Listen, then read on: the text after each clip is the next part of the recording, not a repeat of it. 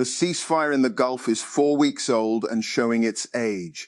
The US and Iran's determination to keep the pressure on each other has put it in serious jeopardy. This is a dangerous moment. The ceasefire opened up a chance for diplomacy that looked for a short time as if it might make progress. Americans and Iranians faced each other across a conference table in Pakistan's capital, Islamabad, but came away empty-handed. And in the southern suburbs of Beirut, the neighborhood of Hay El Selam is barely recognizable. What was once a densely populated, lively community is now a landscape of collapsed concrete, twisted metal and exposed wires. Homes have been reduced to layers of rubble. Staircases lead nowhere. The sounds of everyday life have been replaced by silence.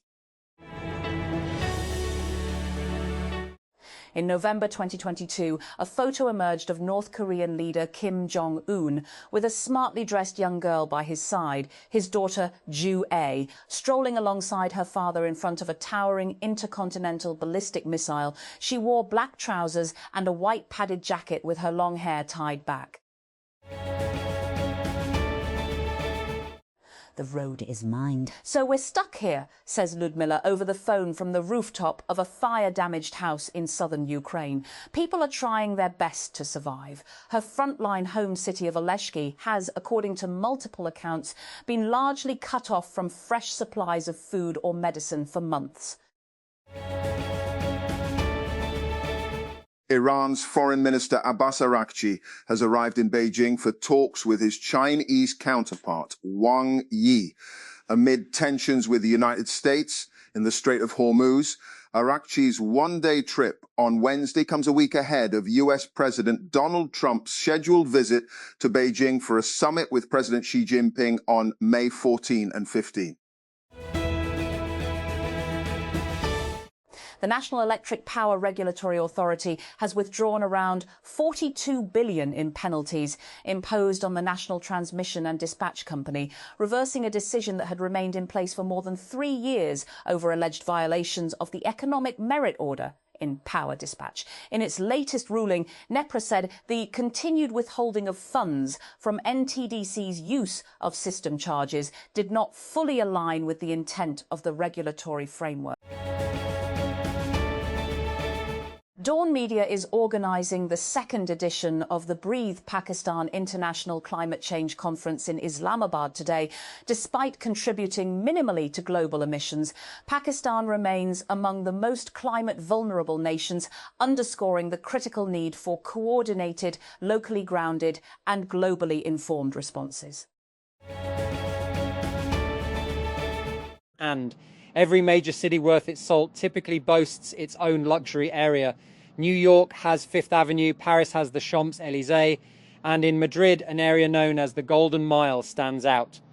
Golden Mile is a network of streets located in the Spanish capital's Salamanca district, where some of the most exclusive clothing and jewelry brands in the world are concentrated. It is an environment that has attracted foreigners eager to invest in housing, and a large part of them come from Latin America. And barely a month ago, they were embarking on a voyage of adventure to some of the world's most remote islands. Encounters with whales, dolphins and penguins awaited. Landscapes of icy expanses, towering cliffs and rolling green hills beckoned. Now they are isolating in their cabins, trapped aboard a ship anchored in the Atlantic, taking what measures they can to shield themselves from an outbreak of a deadly virus. And Spain has granted permission for a luxury cruise ship hit by a deadly hantavirus outbreak and anchored off the coast of Cape Verde to sail to the Canary Islands. Spain's Ministry of Health said in a statement late on Tuesday that the World Health Organization had explained that Cape Verde in West Africa was unable to receive the 147 crew and passengers of the MV Hondius. New Delhi, the Chief Minister of West Bengal, who was swept from power this week by Prime Minister Narendra Modi's Bharatiya Janata Party BJP in state elections, said on Tuesday that she had not been defeated and would not resign in an unprecedented political twist. The BJP defeated Chief Minister Mamata Banerjee's Trinamool Congress, TMC.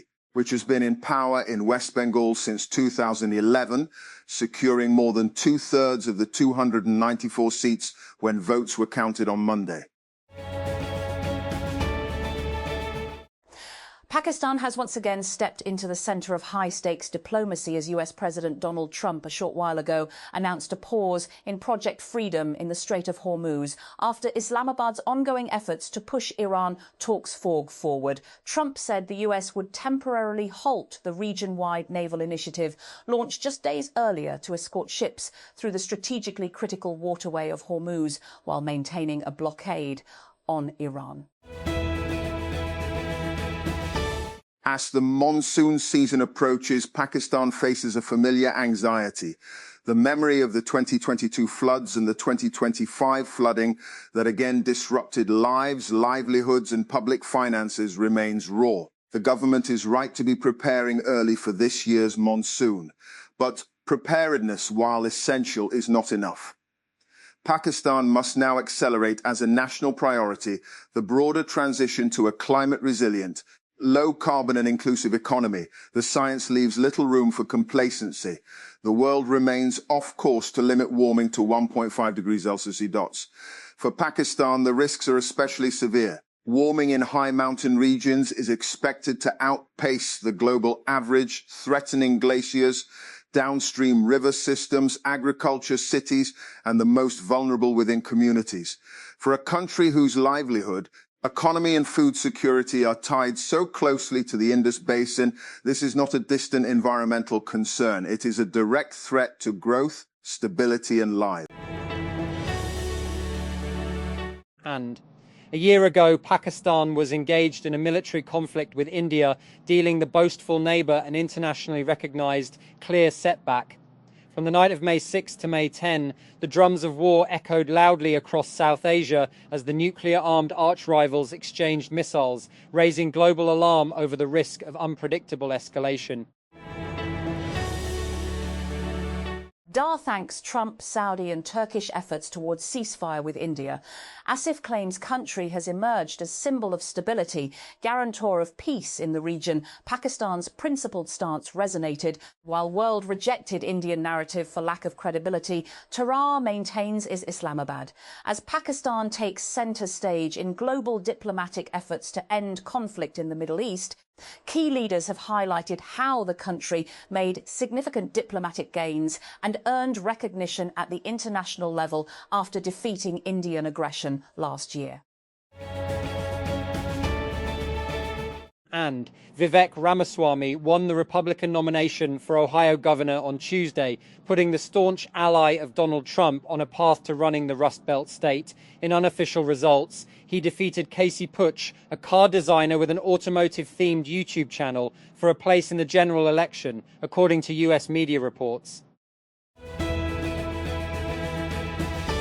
And United States President Donald Trump has said that Project Freedom, the US military operation to move stranded ships out of the Strait of Hormuz, has been paused temporarily. Trump made the announcement on his Truth Social platform on Tuesday. By OpenAI COO's own admission last February, we have not yet really seen AI penetrate enterprise business processes. But for enterprise software giant SAP, whose stock has dropped significantly in 2026 in part from the SaaS apocalypse, the issue is still front and center. On Monday, the European heavyweight announced its intention to acquire German AI startup Prior Labs for an undisclosed amount. Pending regulatory approval, SAP plans to invest €1 billion, approximately $1, 16 billion into the business over the next 4 years to grow it into an AI lab focused on structured data, the tables and databases where enterprise information typically sits. Neuro has been granted a permit to begin driverless testing of Lucid Gravity SUVs equipped with its autonomous tech on California public roads, vehicles that will eventually be used in Uber's premium robotaxi service. But the Silicon Valley-based startup backed by NVIDIA and Uber says it isn't quite ready to begin. The California Department of Motor Vehicles The agency that regulates the testing and deployment of autonomous vehicles in the state confirmed to TechCrunch on Tuesday that it modified Neuro's driverless AV permit to include Lucid Gravity vehicles. U.S. Secretary of State Marco Rubio says the initial U.S.-Israeli offensive in Iran, known as Operation Epic Fury, is over after it reached its objectives. We would prefer the path of peace. What the President Donald Trump would prefer is a deal, he told reporters on Tuesday. Lucid Motors said Tuesday that it's no longer sure how many EVs it will build or sell this year as it navigates a transition to a new CEO and a company-wide cost-cutting push. The company said in February that it planned to build between 25,000 and 27,000 vehicles this year. That's far from the hundreds of thousands of vehicles that Lucid Motors estimated it would build and sell this year when it went public back in 2021. But it would have represented a significant bump from last year's figure of around 18,000. And companies working on batteries, semiconductors, and medical devices generate vast amounts of data, and much of it ends up scattered across spreadsheets and legacy systems, making it hard to use to improve products or understand failures. And San Francisco-based startup Altara, which just secured $7 million in seed funding, says it has built an AI layer designed to bridge these data gaps and bring fragmented technical information into a single platform. And the round was led by Greylock, with participation from Neo, Box Group Liquid 2 Ventures, and Jeff Dean. As Bumble gets ready for a big overhaul meant to win back Gen Z users, who are pretty over dating apps right now, its latest earnings still reports that paying users are declining. In the first quarter of 2026, total paying users fell 21.1% to 3.2 million, down from 4 million a year ago. This has been the story for a few quarters now. However, during the call to investors this afternoon, Bumble has framed this as a deliberate shift toward higher quality, more intentional users. Arsenal has reached the Champions League final for the first time in 20 years as Bukayo Saka sealed a 1-0 win against Atletico Madrid. Mikel Arteta's side settled the semi-final's second leg with Saka's strike late in the first half at an ecstatic Emirates Stadium on Tuesday. In a blog post that lays out a vision for crypto's future, ranging from a new financial system to warnings about Pack AI, A16Z Crypto announced a new $2.2 billion fund. This is the VC firm's fifth fund and brings the total raised to date to $9.8 billion.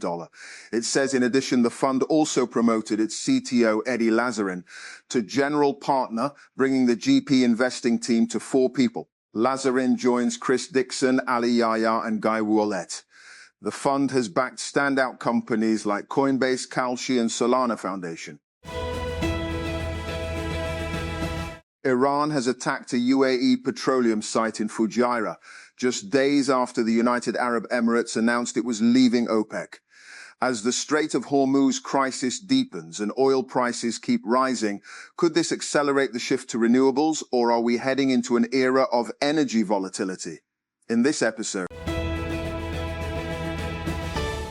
a military operation titled Project Freedom has been launched by the US Navy to secure a safe passage of commercial vessels through the blocked Strait of Hormuz. A spokesperson for the United States military's Central Command, CENTCOM, told Al Jazeera on Tuesday. The Strait of Hormuz has been at the center of the US-Israeli war on Iran that began on February 28, triggering disruptions that have pushed up commodity prices around the world. United States Secretary of State Marco Rubio has pushed back on comments that President Donald Trump accused Pope Leo XIV of endangering Catholics over his stance on the Iran war, saying his early remarks had been mischaracterized. Well, I don't think that's an accurate description of what he said. Rubio told reporters on Tuesday, when asked about Trump's comments, that the Pope was endangering a lot of Catholics.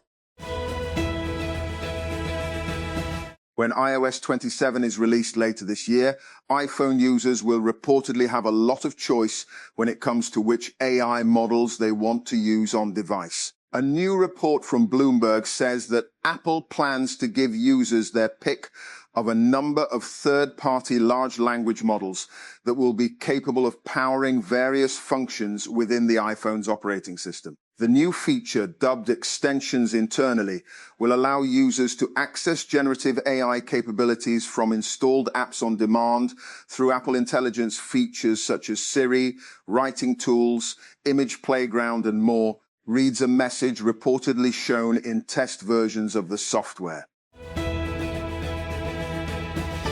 The United States is set to impose 25% tariffs on the European Union's auto sector, a move that would reverse an agreement reached in August between Washington and the bloc. US Trade Representative Jamieson Greer told CNBC on Monday that the White House is moving forward with this action.